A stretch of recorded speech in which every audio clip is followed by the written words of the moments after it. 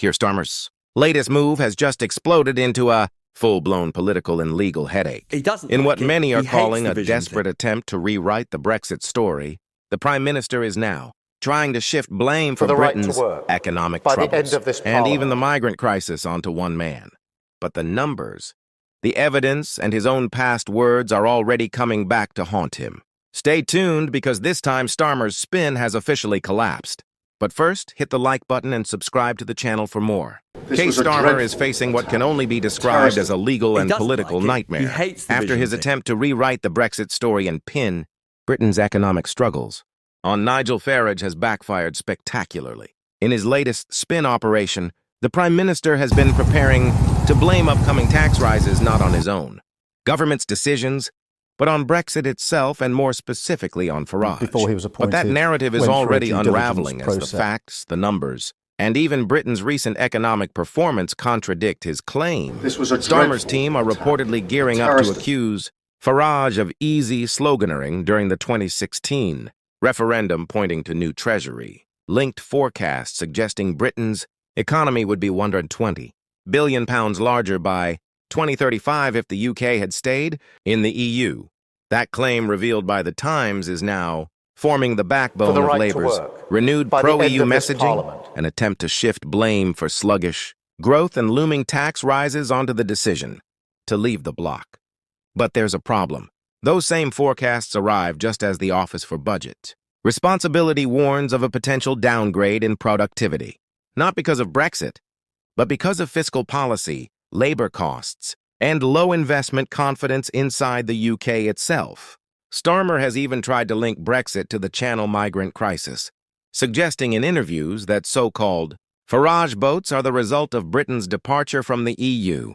Speaking to GB News, Starmer said, "Before we left the EU, we had returns, agreements with every member state, and he told the country it would make no difference if we left." He was wrong about that. These are Farage boats coming across the Channel. The comment refers to the EU-wide Dublin Convention, which allowed asylum seekers to be returned to the first European country they entered. But Home Office data completely undermines Starmer's claim. In Britain's final years under that agreement, the UK was actually a net recipient of asylum seekers. Between 2016 and 2017, 676 migrants were transferred from Britain, while 1.9 were transferred into Britain. In 2018, only 209 out of 5,500 requests for returns were completed, while 1,215 were accepted into the UK.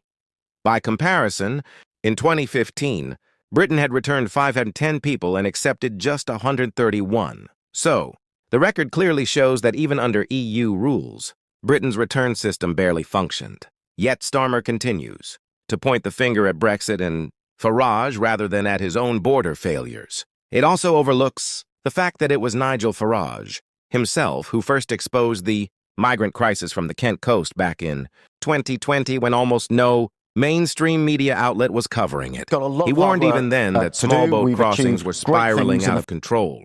Now, with the UK economy under strain, Starmer is returning to the old Remain error argument that Brexit broke Britain.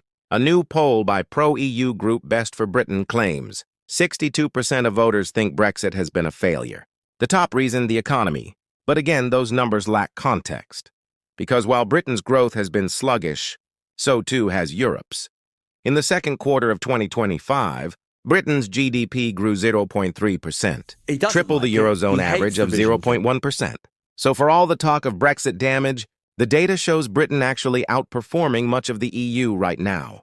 Let's not forget either the Remain campaign in 2016, backed by Starmer, made a string of predictions that never came true.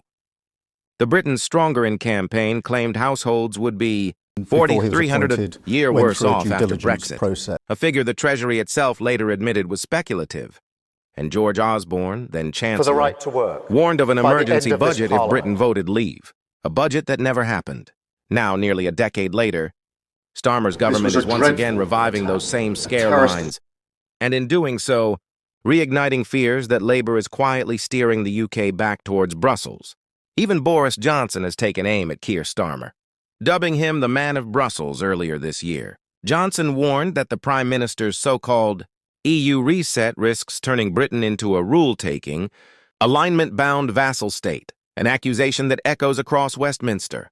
Behind all the rhetoric, however, lies a far simpler truth. Starmer's treasury is grappling with a $41 billion deficit and a rapidly shrinking fiscal buffer. Chancellor Rachel Reeves has already come under fire for stifling growth last year after hiking employers' national insurance contributions, a move that alienated even long-standing Labour donors such as Sacha Lord. Now, Starmer himself refuses to rule out income tax increases, repeating in August that the government will reveal its plans in the autumn budget. But while he points the finger at Brexit, at Nigel Farage, and even at so-called Farage boats, the reality is that his own economic decisions and Labour's growing tax burden are dragging down Britain's performance. Starmer's attempt to rewrite the Brexit story has collapsed under the weight of its own contradictions, leaving him not only with a political backlash but a legal and fiscal crisis of his own making. Because when you strip away the spin, the facts remain unchanged, and so does history.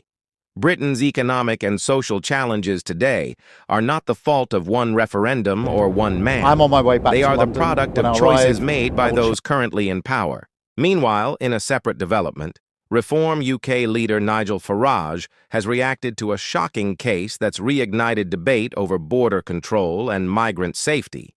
The Reform UK leader says he hopes and prays the government will deport a small boat migrant who was found guilty of threatening to kill him.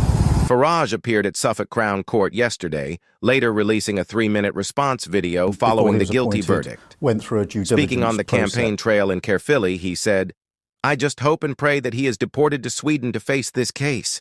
My biggest fear was that very soon he'd be out free on the streets." The comments came after it emerged that the migrant, 26-year-old Afghan national Fias Khan, faces further legal action in Sweden for allegedly filming a naked girl under 18.